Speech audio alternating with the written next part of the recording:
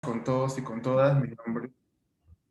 Mi nombre es Oscar Espinosa, ex trabajador del programa Capacñán. Y bueno, en esta oportunidad vengo a comentarles el proceso de delimitación participativa del Vilcashuamán, ¿no? De lo que conocemos como Vilcashuamán, el Vilcashuamán arqueológico.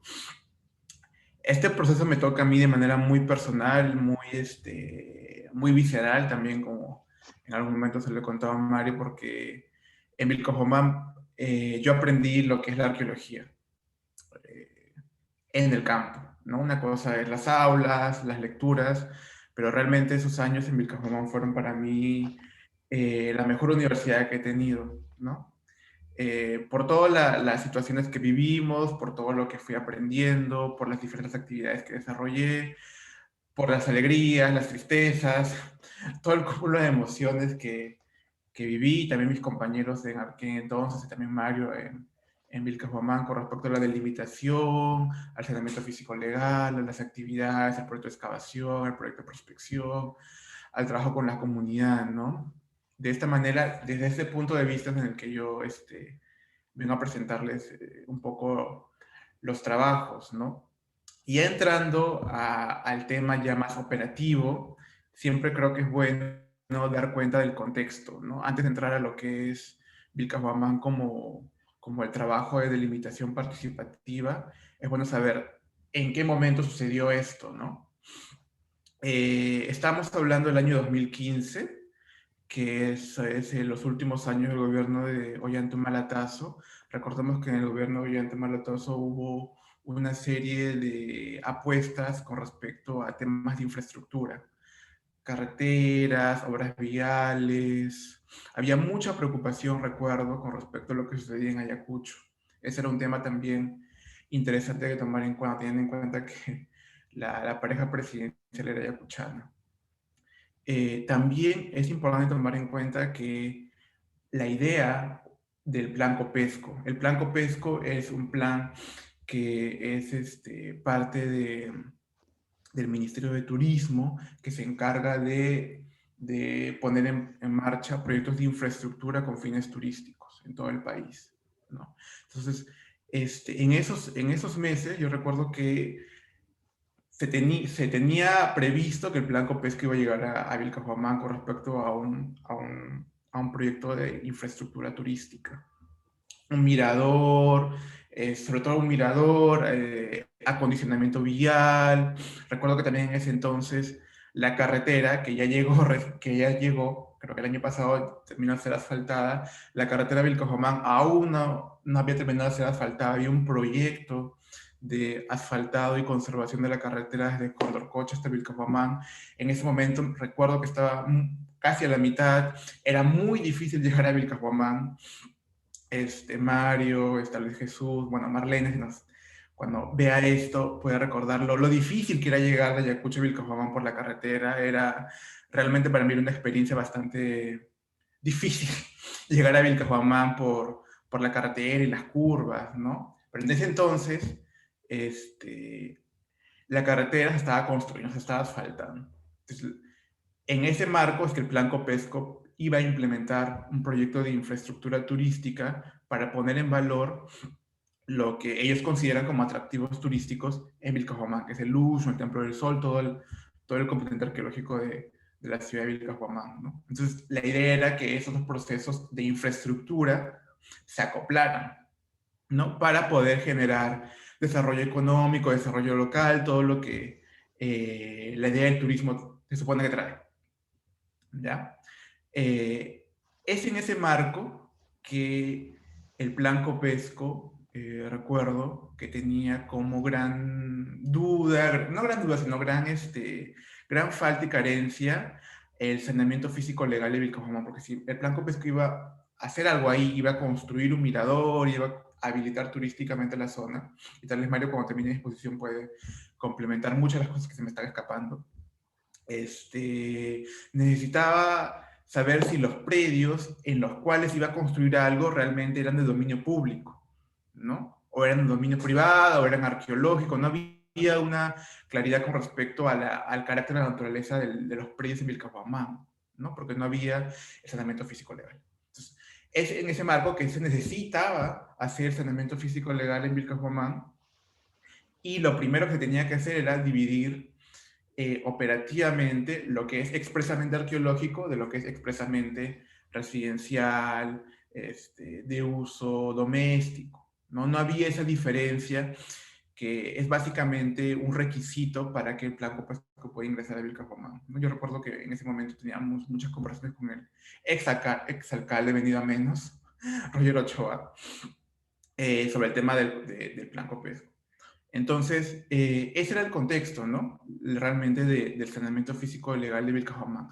Además, una de las cosas que se preveían con respecto a la delimitación, el proceso de saneamiento físico legal de Vilcabamba, es la falta de títulos de propiedad, ¿no? Que era realmente sí una necesidad de la comunidad. Yo que estuve esos años viviendo muchas temporadas en Vilcabamba, la principal preocupación de la gente, de la comunidad de Vilcabamba, era cuando tenía títulos de propiedad. Eso hacía que no podían rehabilitar sus casas, no podían mejorar sus casas, recuerdo que me comentaban que había problemas de ratas, no podían tocar, no podían tocar sus casas por no tener propiedad, y además había un tema con el INC de Ayacucho en ese entonces que no permitía que se modificaran las casas porque muchas casas estaban junto, coexistían con los espacios arqueológicos. Entonces, había una serie de situaciones que generaba digamos, que generaba una serie de situaciones que generaban que no había seguridad jurídica con respecto al uso de los predios, ¿no? Esa seguridad jurídica era importante para el plan Copesco e importante para que las personas de Vilcabamba con todo derecho tengan su título de propiedad. Es en ese marco en el que se desarrolla Vilcabamba como delimitación. Otra cosa importante antes de arrancar con la delimitación son las ideas previas. Más allá del contexto político, económico que acabo de narrar, es importante y es algo que viví, que experimenté y que les comparto con respecto a algunas nociones, ideas que cuando íbamos a abarcar la delimitación participativa del Caguamán se estaban dando, ¿no? Cuando yo llegué, cuando el equipo del Capagñán llegó a Vilcajuamán para trabajar la delimitación participativa, había una idea acerca del arqueólogo, ¿no? ¿Por qué? Porque en años anteriores se desarrollaron proyectos arqueológicos donde el papel del arqueólogo era realmente, está venido a menos, ¿sí? Entre la comunidad, ¿no? El arqueólogo era sinónimo de huaquero, el arqueóloga era sinónimo de alguien que no compartía su trabajo, que lo hacía todo a escondidas, era alguien, básicamente, en las palabras de la comunidad, que se llevaban los tesoros de Vilcabamba a algún otro lugar, tal vez a venderlo, a ganar provecho económico de eso, ¿no? Eso es algo que en numerosas ocasiones yo como arqueólogo en esa oportunidad en Vilcajuamán, la gente me miraba con esos ojos, ¿no? Porque yo cargaba ese pasivo de la idea del arqueólogo en Vilcajuamán, sobre todo en la década del 90, ¿no? Entonces fue realmente un enfoque desafortunado, no en el sentido de que los arqueólogos en ese entonces hayan expoliado el patrimonio, sino en la práctica arqueológica, ¿no? Recuerdo que ya un poco hablando con la gente me comentaban que ¿por qué pensaban que el arquero era un vaquero? ¿Por qué? Porque cercaban sus trincheras, inclusive me contaron, ¿no? Con plásticos negros, cuando la comunidad preguntara al arqueólogo residente, no decía mucho, no decía casi nada, entonces había mucha suspicacia y se activaba automáticamente la idea del arqueólogo como vaquero, ¿no? Que es el arqueólogo que no socializa, no comparte el trabajo en un espacio que realmente no le pertenece, porque ese espacio es de la comunidad, ¿no? Otra idea preconcebida con el cual nos tomamos cuando llegamos a Vilcabamba fue el proceso de virtual demolición, reubicación de las viviendas, perdón, el proceso de demolición, reubicación de viviendas del 2008. Antes de la delimitación habíamos también experimentado las consecuencias de un proceso de demolición y reubicación de viviendas del 2008, que eran las viviendas, y la gente de Vilcabamba no me va a dejar mentir, que se ubicaban junto al Templo del Sol, ¿no? junto al Templo del Sol, en el 2018, perdón, en el 2008, habían casas que estaban junto a las plataformas principales de la plataforma Unidos del Templo del Sol. Hubo un proyecto entre el gobierno regional y la municipalidad provincial de Vilcabamba para demoler, reubicar estas viviendas. Este proceso se hizo, se realizó. Sin embargo, se realizó parcialmente, porque y a nombre de la comunidad que me comentaba mucho esto, era que se habían demolido las casas que estaban junto al Templo del Sol. Sin embargo, eh, no, la municipalidad provincial de Vilcabamba en ese entonces no cumplió su parte del trato, es lo que me comentaba. ¿Por qué? Porque el proyecto contemplaba la demolición y reubicación de viviendas, pero la municipal, por parte del gobierno regional, pero la municipalidad se había comprometido a pagar un dinero con respecto a la reubicación de las viviendas. Es decir, si la vivienda está acá, pues hay que demolerla, ¿no? Y hay que darle un lugar donde las personas puedan construir nuevamente sus casas y además hay que también pagar, pues, la habilitación, ¿no? Porque la casa no es solamente el terreno, sino hay que darle los materiales de construcción, etc. Esa parte, la Municipalidad Provincial de Vilcabamba en ese entonces cumplió muy parcialmente. Eso fue lo que me comentó la comunidad. Entonces, llegamos a Vilcabamba con un proceso no de demolición, sino de delimitación y automáticamente se activó en las personas este proceso, ¿no? Del 2008, ¿no? En el que habían promesas incumplidas. Un tercer punto con el cual nos topamos, y es a lo que me iba a referir en el segundo ítem, era el virtual desplazamiento forzoso de Vilcabamba. Es la idea de que muchas de las personas de Vilcabamba creían que las casas de Vilcabamba iban a ser llevadas a otro lugar porque se tenía que quedar el sitio arqueológico vacío, ¿no?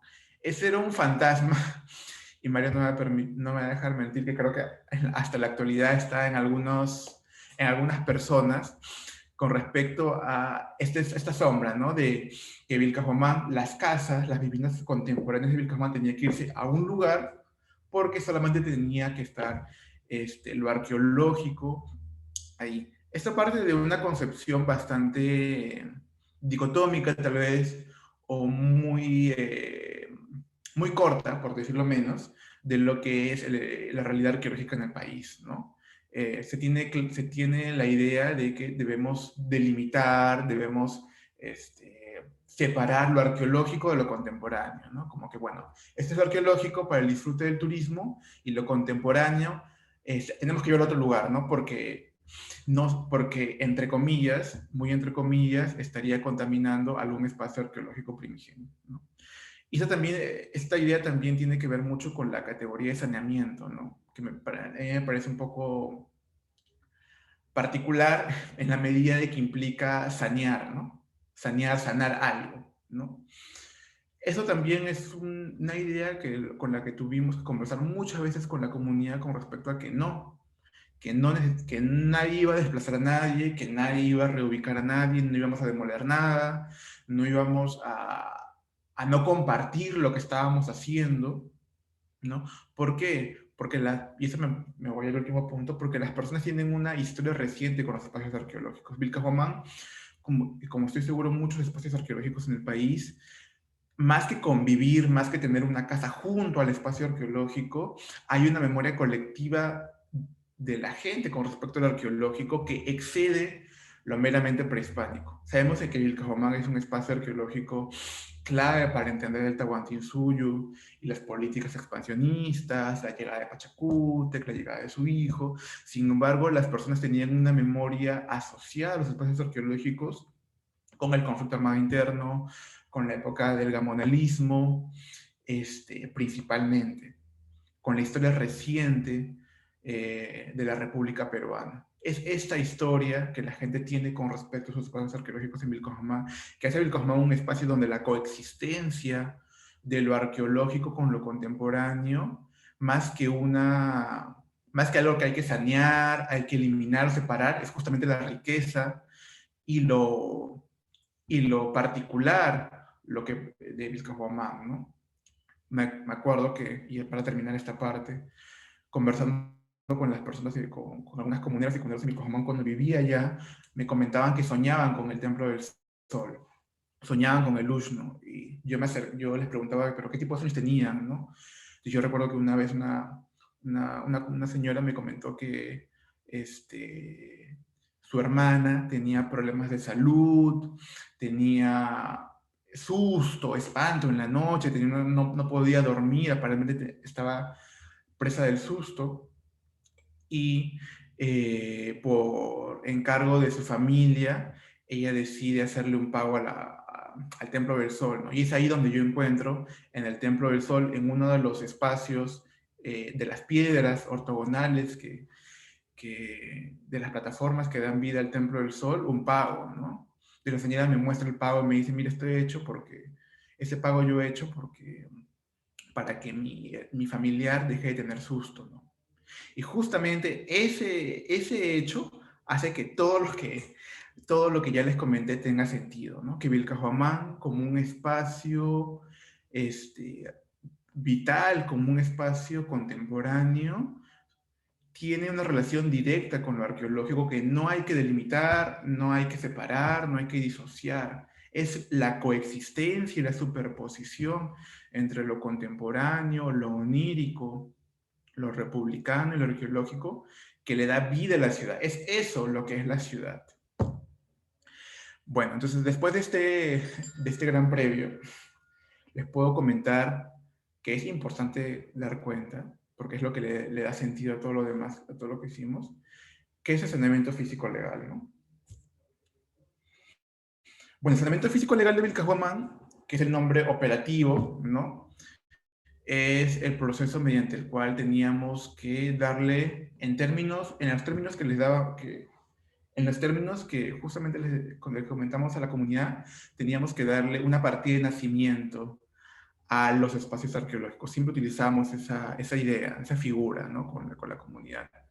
Ya que las casas tenían su título, era importante también que los espacios arqueológicos, el Templo del Sol, el Ushno, este, el Vaticinio, el Baño del Inca, tengan también su partida de nacimiento, su título, su titularidad, que es a nombre del Estado peruano por el marco legal arqueológico en el que estamos, ¿no? Es esta idea de darle un basamento legal a los espacios arqueológicos a través de acciones de búsqueda catastral, a través de acciones de delimitación, a través de acciones ya de coordinaciones en el ministerio, etc. Es uno de los puntos importantes dentro de este proceso de saneamiento físico legal, porque la delimitación fue un trabajo importante dentro de un proceso que recientemente acaba de terminar, es la delimitación participativa. Y algunos datos de interés que tal vez ya he ido comentando. Fue promovida por el proyecto Capacñán C Nacional a través de tanto el proyecto de tramo Vilcajomán, la Centinela en ese entonces, porque ya su alcance ha cambiado, pero también por el área de participación comunitaria, que también participó en ese entonces en el proceso, ¿no? Se desarrolló en diferentes etapas a lo largo del año 2015. Ese fue el año en el que el proyecto Capacñán, la Secretaría General del proyecto Capacñán, encomienda al proyecto de tramo Vilcajomán Pisco, en coordinación con el área de participación comunitaria del Capacñán, hacer el trabajo de delimitación. Contó con la participación de la comunidad de Vilcajomán, sí, eso es algo innegable. Yo estuve ahí viviendo y sí se contó con la participación de la comunidad, a través de la junta directiva, los presidentes del barrio, y también con un sector de la población de Vilcajomán a través de las reuniones que hicimos, que voy a dar relatar. Y también contó con el apoyo institucional de la Municipalidad Provincial de Vilcajomán, de la gestión de ese entonces. ¿Cómo empezamos, no? Eh, Empezar un proceso de delimitación participativa es un proceso mayúsculo, porque a diferencia de los procesos de limitación estándar, que es sencillamente ir a un lugar, agarrar tu estación total y delimitar, queríamos desde el Capacñán y con Mario, con Marlene, y también con el equipo de participación comunitaria, darle un enfoque participativo y social, ¿no? Y era para nosotros justamente un aprendizaje porque era la primera vez que íbamos a implementar técnicas como el mapeo de actores, las entrevistas, los talleres, que son técnicas no netamente arqueológicas, sino deudoras de la sociología y la antropología, implementarlas en un proceso legal en cuestiones arqueológicas, lo cual es un reto, creamos. Entonces, lo primero que hicimos fue un mapeo de actores y de actoras, es decir, saber quiénes son las personas con las que teníamos que trabajar para poder llevar a cabo esta delimitación participativa. Presidentes de la comunidad, recuerdo que ahí trabajamos con el señor Félix, que era el presidente de la comunidad en ese entonces, trabajamos con sus presidentes de barrio, recordamos que Vilcabamba está dividido en 5 barrios, trabajé con los 5 presidentes para las reuniones, a las horas que ellas podían. Entonces, en esta etapa del mapeo de actores, nos entrevistamos con los personajes de Vilcabamba para saber cuáles eran sus necesidades, expectativas con respecto a la delimitación de Vilcabamba. En esta foto vemos a, si no más recuerdo, él era el director de una institución educativa, me parece que es la institución educativa Micaela Bastidas de Vilcabamba, ¿no? En el que le comentábamos, somos Capacñán, venimos a hacer la delimitación participativa en el marco del saneamiento físico legal, cuáles son sus expectativas, qué le parece, cómo podemos participar, ¿no? Básicamente ese era el tenor del mapeo de actores. Y así lo hicimos, tenemos fichas de registro, grabamos las entrevistas, ¿no? Justamente para dejar un registro del trabajo realizado. También hicimos reuniones con instituciones públicas, ¿no? Ahí vemos a un joven Mario, a una joven Marlene, a una joven Cintia, ¿no? Y bueno, yo tomé la foto.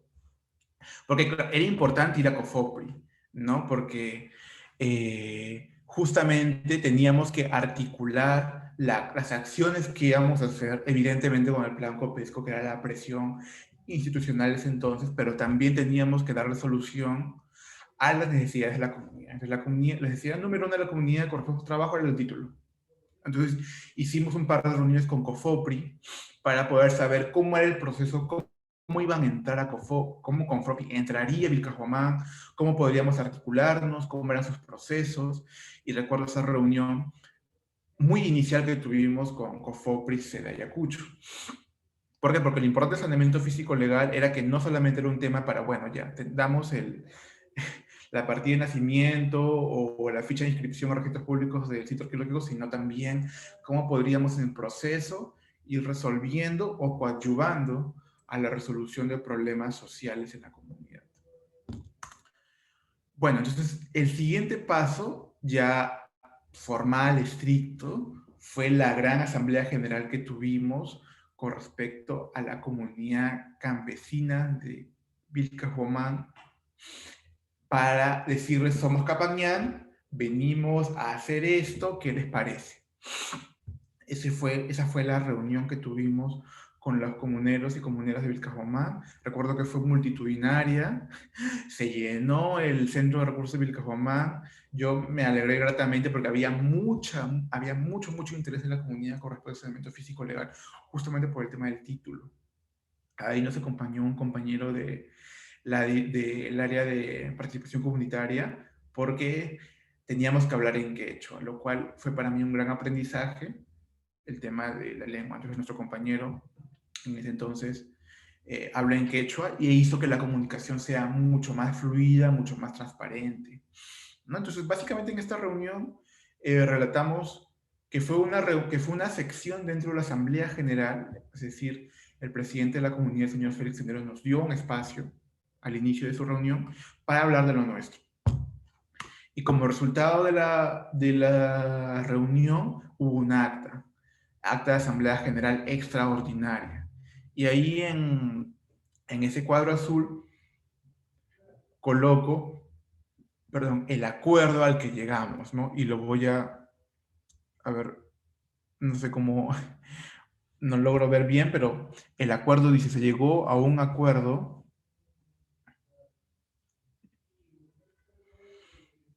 ahora sí lo voy a poner.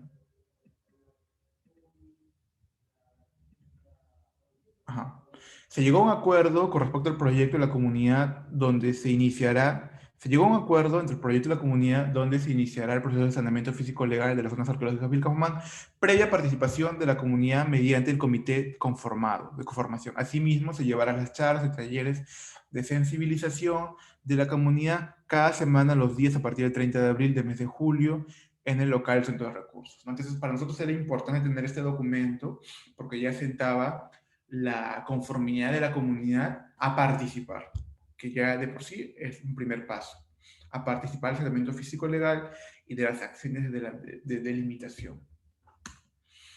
Entonces, tuvimos una serie de reuniones y talleres con la comunidad y bueno,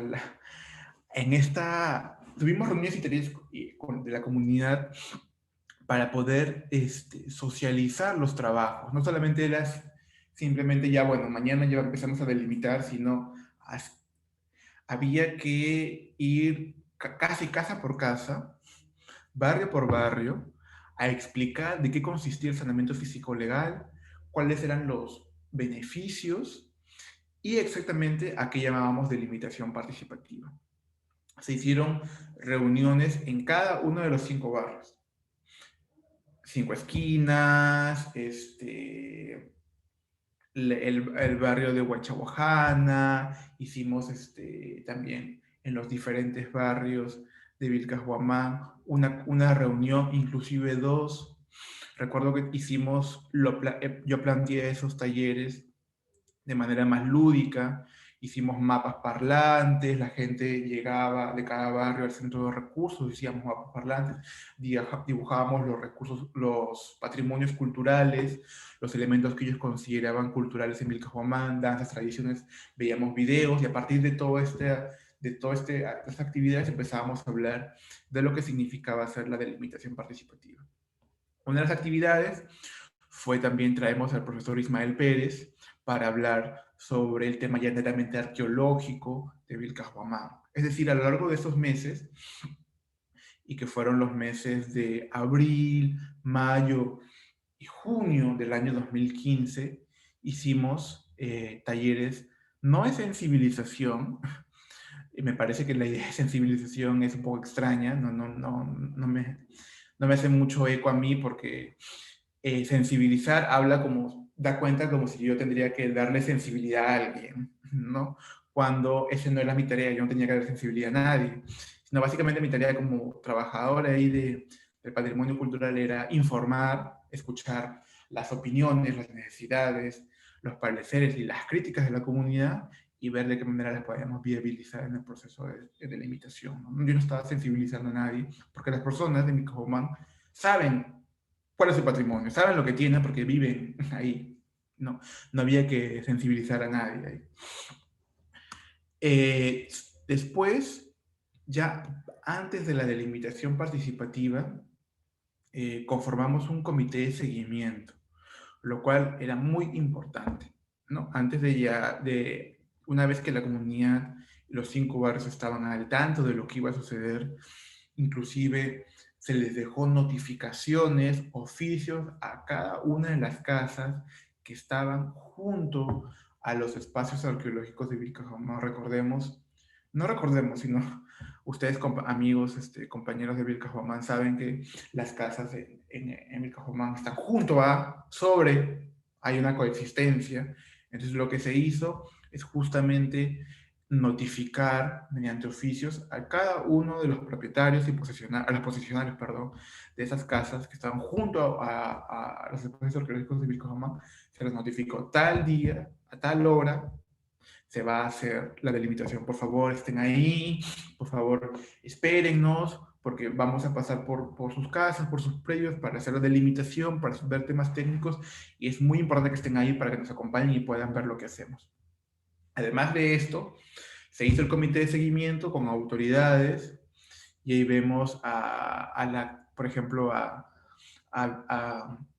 actual presidente de la comunidad, a Víctor Najarro, ¿no? Y a otras autoridades de la comunidad de ese entonces, que iban a conformar el comité de seguimiento. ¿A qué nos referimos con un comité de seguimiento? Es decir, cuando íbamos por la ciudad ya con la estación total, con los equipos técnicos para delimitar físicamente el espacio arqueológico de los predios, necesitábamos un comité de autoridades que vea qué es lo que estábamos haciendo para que dé fe de esto.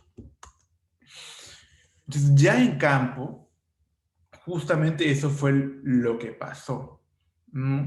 Ya en campo hicimos la delimitación participativa de los espacios arqueológicos. Nos acompañó no todo el comité. Yo recuerdo que el comité fue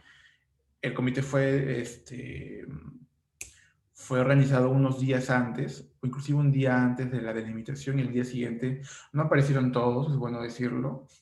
Ahí hubo un tema que es bueno apuntar. Sin embargo, algunos de los representantes del comité estuvieron presentes, estuvimos ahí muy activos, yendo casa por casa, haciendo la delimitación con los compañeros del área de catastro, ¿no? La delimitación, ya como trabajo técnico, no lo hizo el Capacñán, sino lo hizo el área de catastro del Ministro de Cultura. El Capacñán acompañó el proceso.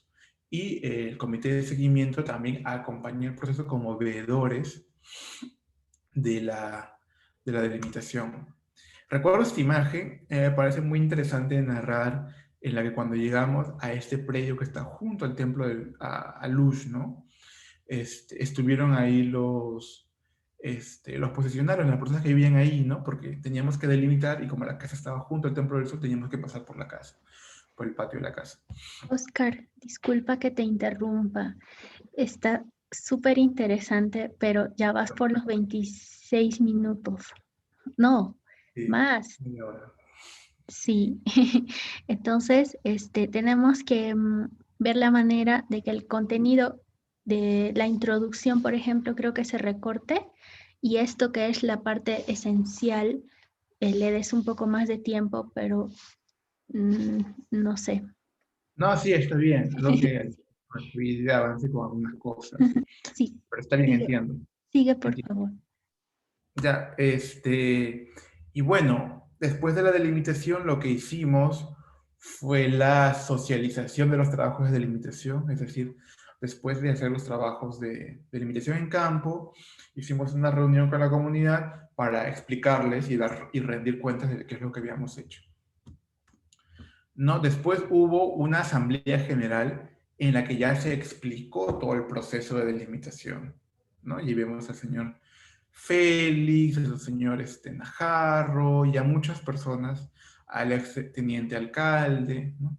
A muchas autoridades, se pueden reconocer tal vez ahí en la foto, a muchas de las ex autoridades comunales y distritales de Vilcajomán, ¿no? Yo ahí explicaba el proceso a lo que habíamos llegado.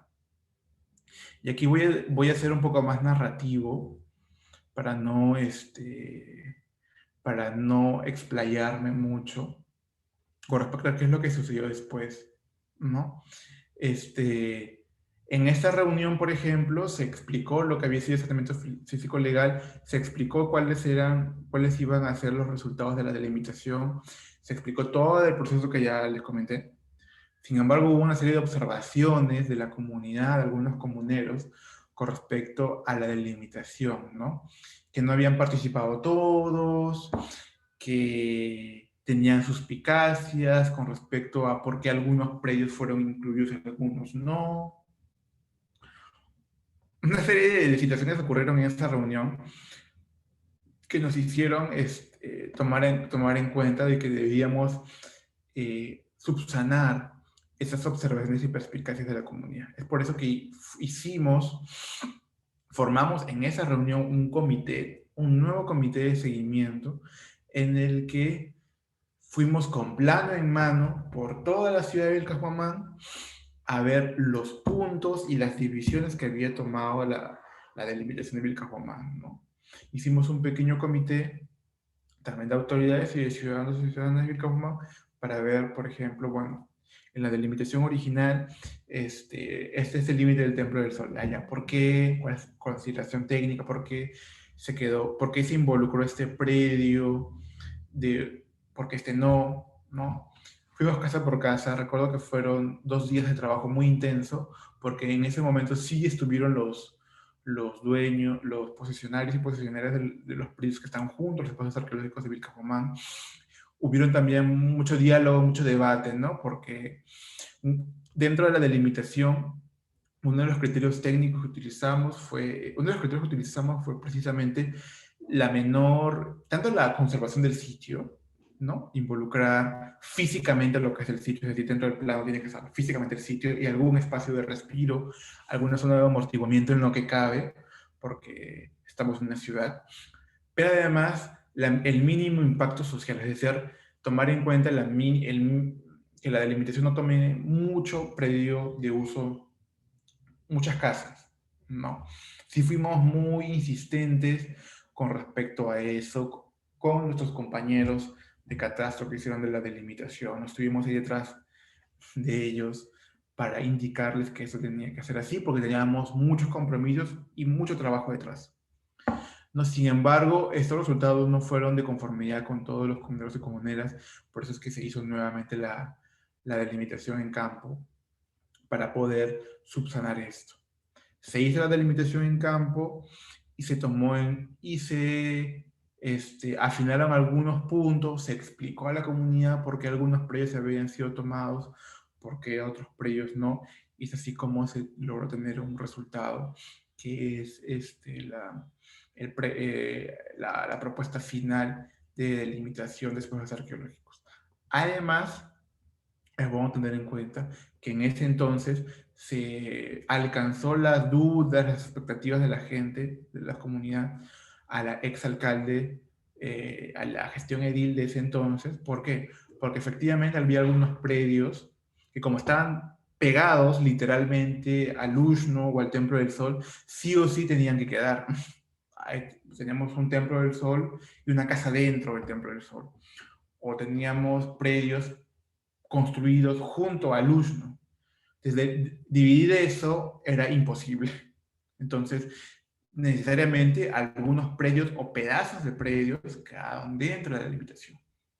Entonces, esto implicaba una preocupación para los funcionarios porque decían, bueno, ¿y ahora cómo voy a hacer, no? Me van a quitar este predio, me van a pagar, ¿cómo voy a hacer? Ya no voy a poder construir nada aquí, voy a tener título de propiedad o no, si quiero tener agua y desagüe, si quiero reconstruir mi casa, ¿cómo voy a hacer? ¿No? Entonces, todo esto fue alcanzado a la municipalidad de Vilcabamba y el alcalde y el teniente alcalde en ese entonces, y tenemos las actas, se comprometieron a poder procesar estas demandas a través de pagos, a través de darles otro terreno, tal vez, de algún tipo de medida de compensación. Entonces, con esa retórica, con esa narrativa, es como que la gente se quedaba, ¿no? Bueno, todo sea en pro de la conservación del Cajamán, tenemos este compromiso de la gestión edil.